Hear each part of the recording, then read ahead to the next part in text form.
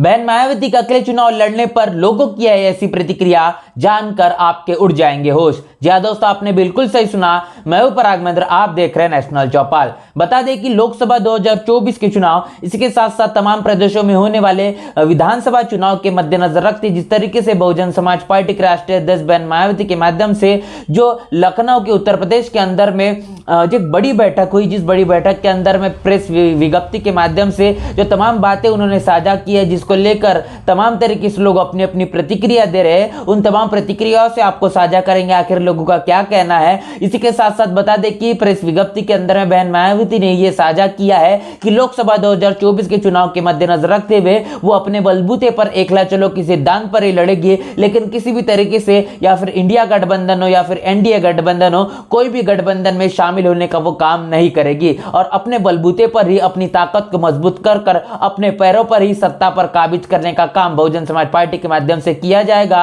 ये तमाम बड़ी बातें बहन मायावती के माध्यम से आज के हुए इस समीक्षा बैठक के दौरान प्रेस विज्ञप्ति के अंदर में जारी हुई तमाम बातों के मद्देनजर रखते हुए हम आपसे साझा कर रहे हैं। ऐसे में बता दें कि इस पूरे मसले को लेकर लगातार लोग अपनी अपनी प्रतिक्रिया दे रहे हैं और आपको बता दें कि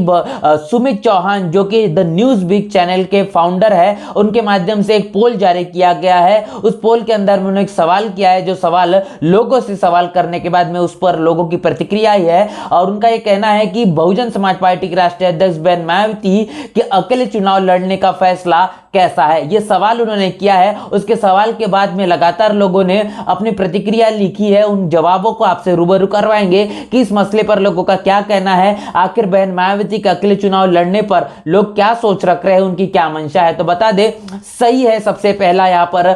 प्रतिक्रिया के तौर पर कमेंट आया है, जो कि कमेंट है नितिन मेश्राम जी इनका, जो कि सुप्रीम कोर्ट के अंदर में एडवोकेट है और लंबे समय से ये सुप्रीम कोर्ट के अंदर में प्रैक्टिस कर रहे हैं। बता दे तमाम बहुजन समाज के होने वाले अन्य अत्याचारों को लगातार उठाने का काम करते हैं और इतना ही नहीं तो एक बहुजन चिंतक और विचारक के तौर पर भी अपनी बातें लगातार सोशल मीडिया के माध्यम से साझा करते हैं। इसी के साथ साथ अगले जो यूजर है वो लिख रहे हैं कि अगर उनको हमारी ज़रूरत ही है तो पूरे मान सम्मान से हमें बुलाते और हमारे शर्तों पर हमें गठबंधन करते। जहां उनकी सरकार है वहां 2 अप्रैल के सारे मुकदमे आप वापस लेते। अब बहुजन समाज हारे या जीते सम्मान के साथ समझौता नहीं करेंगे, हमारा शोषण करते रहो और हम चुप रहे, पहले आप हमारे हक की बात करो। तो यहाँ पर यूजर के माध्यम से लिखा गया है, जिनका ये साफ तौर पर कहना है जो तमाम जो कांग्रेस की सरकार या फिर भारतीय जनता पार्टी की सरकार हो, ये तमाम सरकारें जहां जहां पर भी रहती है वहां पर दलित आदिवासी और पिछड़ों के साथ में होने वाले अन्य अत्याचार अपने चरम सीमा पर होते हैं, गुंडाराज पूरी तरीके से बरकरार होता है और ऐसे में बहुजन समाज को जो मान सम्मान स्वाभिमान है वो पूरी तरीके से चकनाचूर होता हुआ नजर आता है। 2 अप्रैल की उन्होंने घटना का यहाँ पर जिक्र किया है, जिसको लेकर उन्होंने बताया है कि तमाम जो दलितों के आदिवासियों के ऊपर होने वाले खासतौर पर जो मुकदमे थे उसको वापस लेने का काम कहीं ना कहीं नहीं किया गया। ये तमाम तरह की चीजें कांग्रेस की सरकार के अंदर में खास तौर पर देखा गया है। अगर हमको जो मान सम्मान है जिस तरीके से कर दिया जाएगा तब जाके बहुजन समाज पार्टी शामिल होगी, ये बात यहाँ पर कही गई है। और बता दें कि इंडिया गठबंधन जो हुआ, इस इंडिया गठबंधन की पहली बैठक के अंदर में बहन मायावती को न्योता नहीं भेजा गया, दूसरी बैठक के अंदर में भी निमंत्रण नहीं भेजा गया। ये तमाम बड़ी बातें लगातार देखी गई। इससे आप समझ पा रहे हैं कि इंडिया गठबंधन में खासतौर पर दलितों क्या जो वोटर है इससे बड़ी दूरी बनाकर रखी जा रही है। अब बहन मायावती के माध्यम से निर्णय लिया गया है कि बहुजन समाज पार्टी अपने बलबूते पर ही चुनाव लड़ेगी। इसी के साथ साथ अगले यूजर लिख रहे हैं कि बीजेपी, कांग्रेस, समाजवादी पार्टी सभी ने दलितों और आदिवासियों का शोषण किया है, आखिर बसपा इन सबसे कैसे गठबंधन करे। इसके लिए बसपा अकेले चुनाव लड़ रही है, अतः हम सब का दायित्व है कि सभी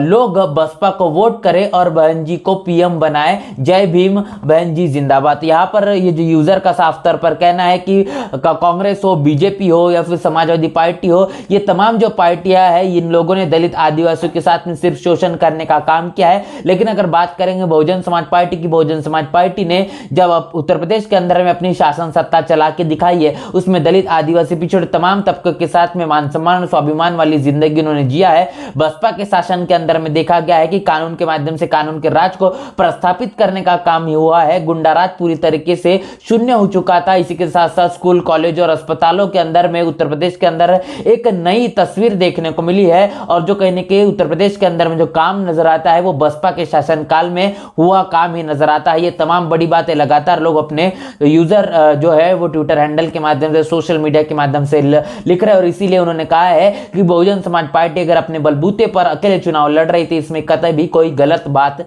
नहीं है। आगे यूजर लिखते हैं कि पूरे देश में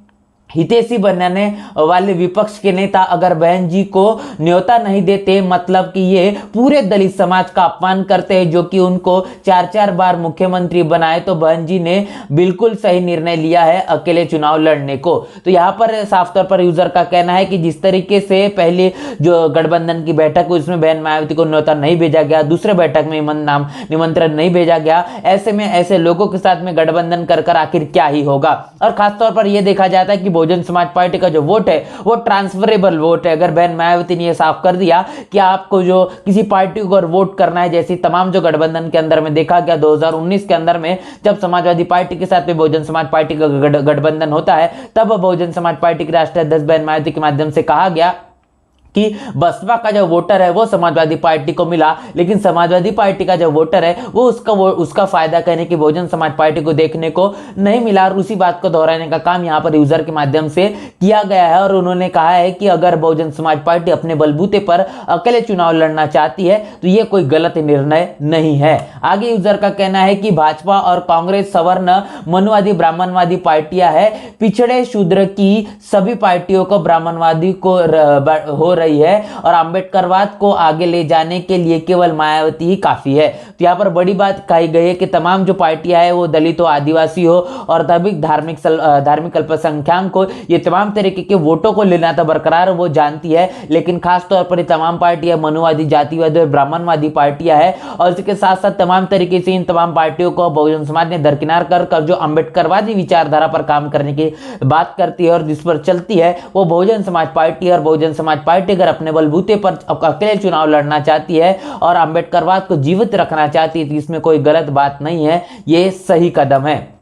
तो ये तमाम बातें लगातार सोशल मीडिया के माध्यम से लोगों की प्रतिक्रिया है, जिस प्रतिक्रिया से हमने आपको सीधा साझा करने का काम किया है। और इससे आप समझ पा रहे हैं कि किस तरीके से लोगों के मन मस्तिष्क के अंदर में बहुजन समाज पार्टी को लेकर लगातार विचार चल रहा है। और उनका यह मानना है कि बहुजन समाज पार्टी की राष्ट्रीय अध्यक्ष बहन मायावती अगर अकेले अपने बलबूते पर चुनाव लड़ना चाहती है तो इसमें कोई गलत बात नहीं है। लेकिन अगर सबसे बड़ी बात यह है कि बड़ा वोट बैंक उत्तर प्रदेश के अंदर में बहुजन समाज पार्टी का है, 80 लोकसभा की सीटें है और ये 80 लोकसभा की सीटें निर्धारित करती है कि दिल्ली के तख्त पर और दिल्ली की गद्दी पर आखिर कौन बैठेगा। आने वाले भविष्य में तब तक के कहा नहीं जा सकता जब तक चुनाव नजदीक नहीं आता, क्योंकि बहन मायावती के राजनीति करने का जो एक तरीका रहा है, एक रवैया रहा है कि समय आने पर ही वो अपने पासे और अपने पत्ते खोलने का काम करती है। अगर बहन मायावती के माध्यम से आने वाले लोकसभा 2024 के चुनाव के मद्देनजर रखते हुए जैसे चुनाव नजदीक आता है तब अगर वो घोषणा करती है तो भारत के अंदर में एक राजनीति की नई तस्वीर देखने को मिलेगी। भारतीय जनता पार्टी को अगर हराना है तो ऐसे में अगर बहुजन समाज पार्टी का साथ इंडिया गठबंधन को अगर नहीं मिलता तो ये बड़ी मुश्किल है इंडिया गठबंधन के लिए है। अभी भी इंडिया गठबंधन पूरी तरीके से